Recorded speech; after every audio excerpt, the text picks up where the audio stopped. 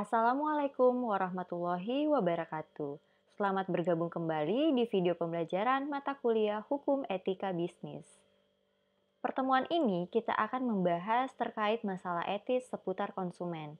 Pertemuan ini kita membahas terkait masalah etis seputar konsumen, di mana mahasiswa diharapkan mampu memahami pengertian dan dasar hukum perlindungan konsumen, hak dan kewajiban konsumen dan pelaku usaha, perbuatan yang dilarang bagi pelaku usaha, penegakan hukum konsumen, perhatian untuk konsumen, tanggung jawab bisnis untuk menyediakan produk yang aman, dan tanggung jawab bisnis lain.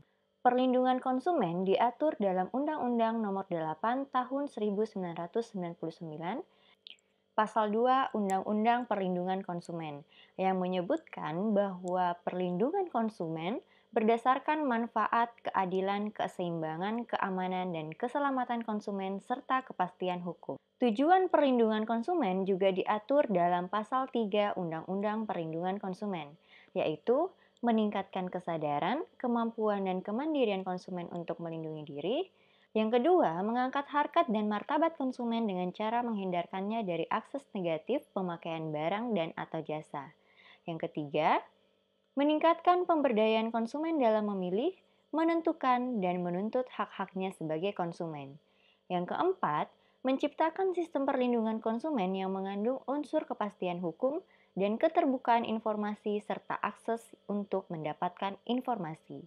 Yang kelima, menumbuhkan kesadaran pelaku usaha mengenai pentingnya perlindungan konsumen sehingga tumbuh sikap yang jujur dan bertanggung jawab dalam berusaha. Dan terakhir, meningkatkan kualitas barang dan atau jasa yang menjamin kelangsungan usaha produksi barang dan atau jasa, kesehatan, kenyamanan, keamanan, dan keselamatan konsumen. Dalam Undang-Undang Nomor 8 Tahun 1999 tersebut, terdapat perlindungan konsumen berdasarkan asas manfaat. Maksudnya, segala upaya dalam perlindungan konsumen hendaknya harus memberikan manfaat baik bagi konsumen dan pelaku usaha. Bagi konsumen, pemberlakuan Undang-Undang Perlindungan Konsumen yang mengatur mengenai hak dan kewajiban telah mempertegas posisinya sebagai konsumen yang dilindungi oleh hukum. Lalu, perlindungan konsumen berdasarkan asas keadilan, maksudnya agar melalui pengaturan dan penegakan hukum perlindungan konsumen ini, diharapkan konsumen maupun pelaku usaha dapat mendapatkan dan memperjuangkan hak-hak secara adil sebagaimana telah ditentukan dalam Undang-Undang Perlindungan Konsumen. Yang ketiga, penyelenggaraan perlindungan konsumen dapat mengakomodir segala macam kepentingan-kepentingan baik konsumen, pelaku usaha, dan pemerintah secara seimbang, baik dari aspek regulasi maupun penegakan norma-norma perlindungan konsumen. Keempat, asas keamanan dan keselamatan diharapkan memperhatikan aspek-aspek keamanan dan keselamatan bagi konsumen. Dalam mewujudkan keamanan dan keselamatan konsumen atas barang dan atau jasa, diawali dengan membuat regulasi yang baik, standarisasi, serta optimalisasi lembaga-lembaga pengawas. Yang kelima, perlindungan konsumen berdasarkan asas kepastian hukum diharapkan dapat memberikan pedoman yang pasti terhadap penyelenggaraan perlindungan konsumen di Indonesia. Semua pihak harus menjalankan hak dan kewajiban sesuai dengan apa yang telah ditentukan. Penegakan hukum terhadap pelanggaran penyelenggaraan perlindungan konsumen dilaksanakan sesuai dengan aturan yang telah ditentukan, dengan tetap memperhatikan keadilan serta kemanfaatan bagi para pihak termasuk konsumen. Kelima asas yang disebutkan tadi dalam pasal tersebut, bila diperhatikan substansinya dapat dibagi menjadi 3 bagian asas, yaitu asas kemanfaatan yang di dalamnya meliputi asas keamanan dan keselamatan konsumen, dan yang kedua, asas keadilan yang di dalamnya meliputi asas keseimbangan, dan tiga, asas kepastian hukum. Hak dan kewajiban konsumen dan pelaku usaha. Yang pertama, hak konsumen. Hak dasar konsumen itu seperti kenyamanan, keselamatan, untuk memilih dan mendapatkan informasi yang benar, jelas, dan jujur.